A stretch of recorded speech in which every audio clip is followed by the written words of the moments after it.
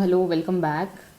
As it is confirmed, it is going to be held in August. So now is the prime time to start solving mock papers, and I want you to also understand that these are not your final marks, whatever you score right now. These do not define your selection, and remember that the only scores that truly matter are the ones from the final day of the exam. Commit yourself for the next 2 months that okay, this is what I'm going to do. This is my new norm. I'm going to study day in and day out. I'm going to work on my weakness. I'm going to improve on them. I'm not going to, get sad that okay, I'm not able to do this. Tell yourself that I'm not going to get disheartened. No matter how much I score right now, you know that you can always improve. And until the very second before you get handed over the paper, you are still learning.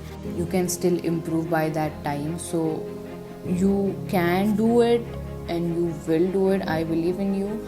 And just commit yourself for the next 2 months. Like, just forget everything else. What really matters, do you want that seat? Do you want to be in a medical college? Do you want to be a doctor?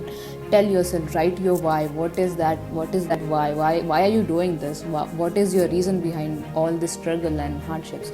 Just ask yourself this and keep telling yourself why are you doing this, and keep motivating yourself, because these 2 months will actually could be the miracle you were looking for, that would change everything, that would give you the freaking set you deserve. Enough motivation for now. Let's get on with the actual videos.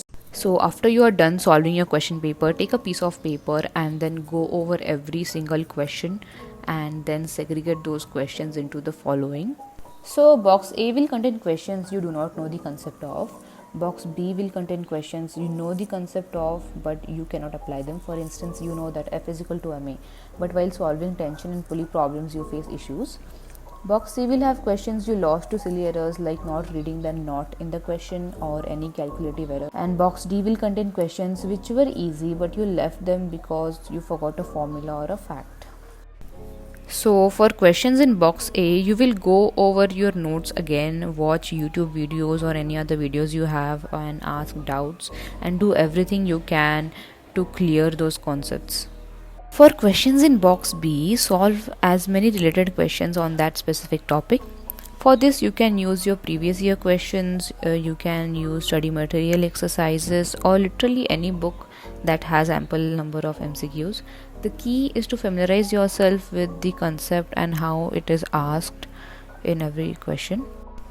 And for biology, what you can do is you can follow the finger technique as explained by Ashish sir in one of his videos.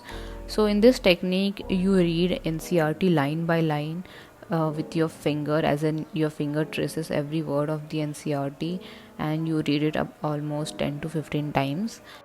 And what this does is it makes you very familiarized with the words of NCERT, as that's where the majority of the questions come from. So for organic chemistry, write out each and every reactions from NCERT and practice them over and over again and solve more previous year questions for this, as this will help you understand from which aspect of the particular reaction the questions are majorly asked from.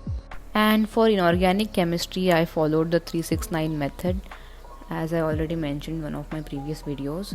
So for this, I selected a particular topic for a day and I revised it 4 times through.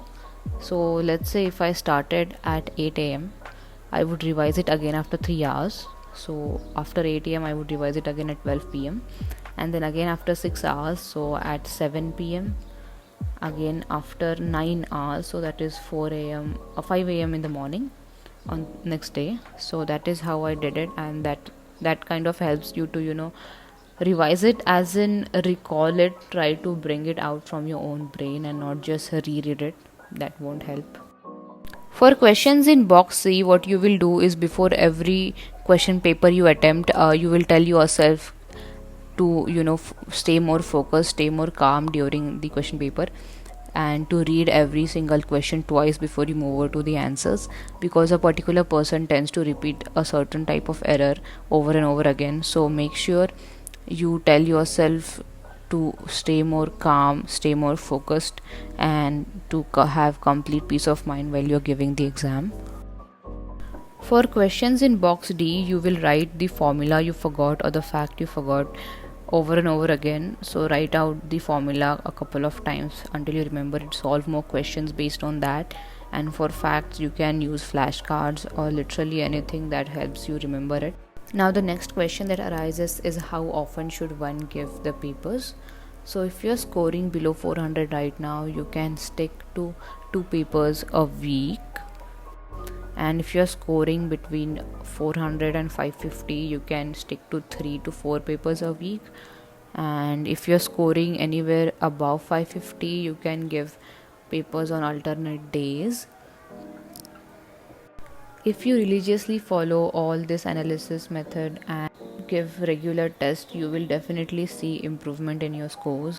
That is all for this video, guys. If you have any questions, comment down below. I'll try to clarify and help you with everything. Thank you so much for watching.